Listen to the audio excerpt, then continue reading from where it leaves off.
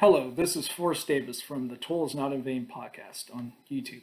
I created this channel to teach from a distinctly Reformed Baptist perspective. It does not take me great joy to expose liberals, but I believe that's a fundamental teaching phase is to correct heresy and unorthodox doctrine.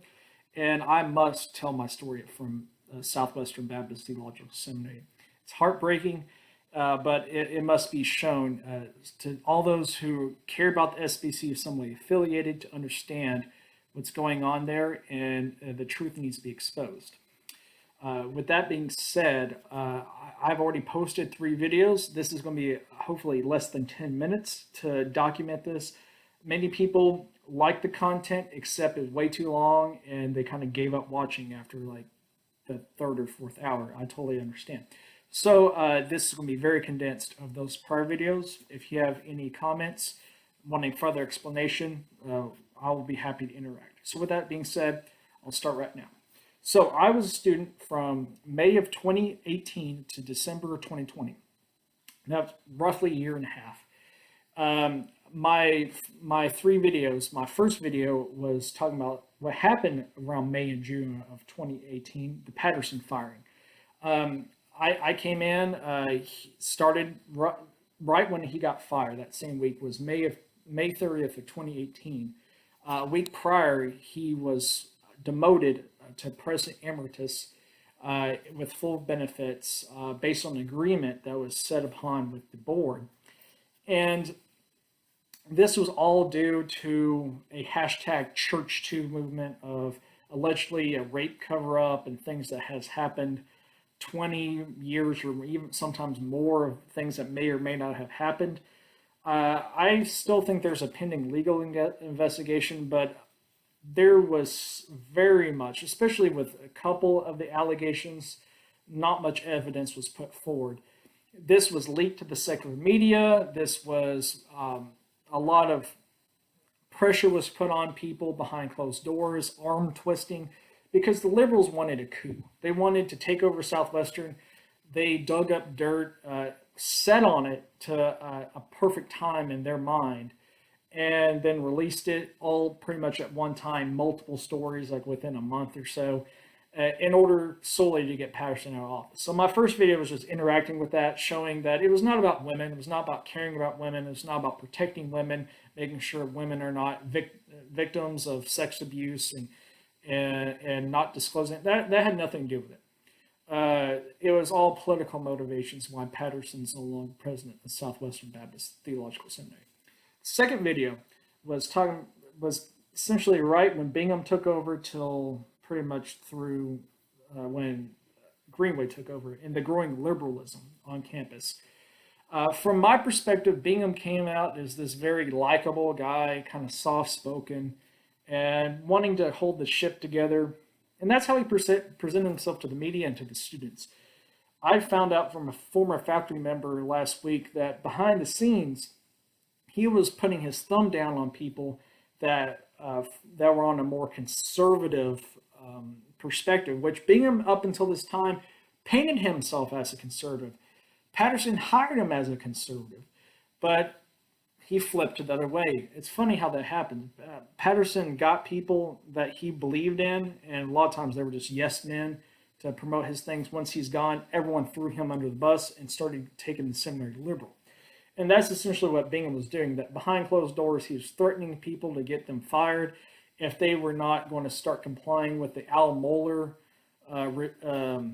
perspective on being more accommodating to this liberalism. So with all that being said, is that he started taking the seminary liberal, and things really picked up when Greenway took over. Greenway took over and pretty much immediately fired 26 some odd professors, blamed budget cuts. That was a lie. How I know that's a lie is within less than 6 months, he pretty much, I don't know how many he hired from Southern Seminary and some other seminaries that he had a foothold into of his cronies, but he replaced most of the positions that he got rid of. They're saying that we just have to axe these departments, get rid of them, we can afford them, And then he's doing building projects. He's hiring all these professors. He's making new departments of curriculum and all this kind of stuff. And it's like, wait, I thought you said we didn't have any money. It was all just a convenient excuse. He's done the same thing in 2020 with coronavirus, which Mueller did the same thing, getting rid of Russell Fuller. Anytime there's a convenient excuse, a liberal's going to use it to do what they need to do and blame it in a way that gets them off the hook. So with that being said, my second video interacted with him, interacted with things that are going on. The chapels started getting more woke.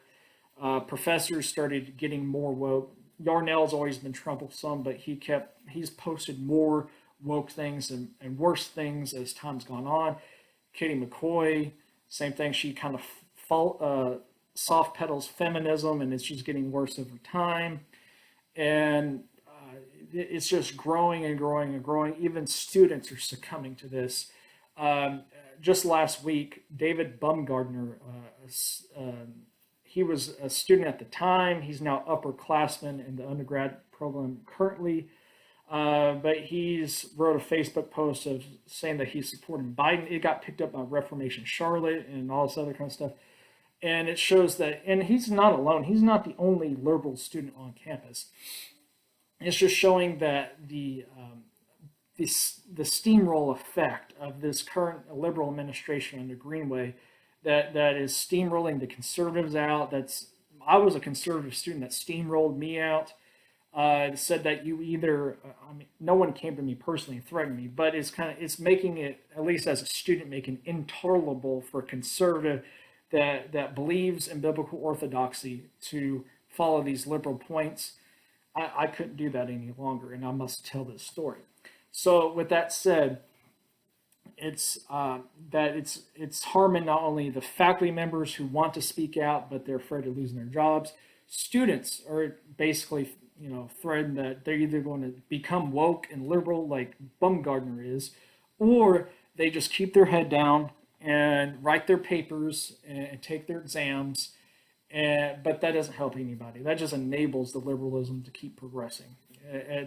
In order to get an SBC church job, ministry job, if you're conservative, you basically have to be silent and never publicly say you're conservative. And that's just not how this whole thing is sub-Christian. Christians should not be like this to one another. This is how the world acts. The worst thing, in my opinion, was in fall of 2019, a year ago. I had a lecture in Systematic 1 under Dr. Bingham, who was interim, and he's Dean of School of Theology, who was conservative in the Patterson administration, but after he left, got woke. And he was talking about standpoint epistemology. Standpoint epistemology is a philosophical term. It sounds complicated. There's other resources out there that can explain it more in detail. It's basically a philosophical system of how do you know what you know based on, quote unquote, your standpoint, your perspective, like you're having glasses on, your specific glasses or standpoint or perspective. And usually they bring in what Bingham did was interlaced it with critical race theory, intersectionality, of power dynamics, of being white, being male, being American. And it sounds all complicated, but essentially, to break it all down, in a lecture, he said, your whiteness, your maleness, being male, being a man, and being American limits your Bible interpretation. So you must have people in your hermeneutical, your interpretive circle that are not those things. So I must have a woman with me. I must have a not white person with me. Must have a non-American with me in order that I may know the Bible correctly. That's woke. That's liberal, and that's actually how organizations like Black Lives Matter and all these other Democratic Front organizations are getting a hold into the church. Is because these heresies under the bigger umbrella of the social justice gospel, which is a false gospel, they get preached, and through that they lead people astray by believing essentially Marxism or neo-Marxism, and that's happening at Southwestern as well as Southern and Southeastern Baptist Theological Seminaries, and it's tainting the church, it's dividing the church, it's creating more racial tension because it's making people think white versus black instead of brother and sister in Christ, and that's being taught, and that must stop. If you are contributing to the Southern Baptist Convention, if you're part of the cooperative program, I plead to you, do not support institutions that divide the church and divide people on skin color, and that somehow, some way support godless organizations like Black Lives Matter. I plead to you. This is not a fun video, but this is what's happening at Southwestern Seminary, as well as many other organizations, SBC, and it must be stopped. Thank you and have a great day.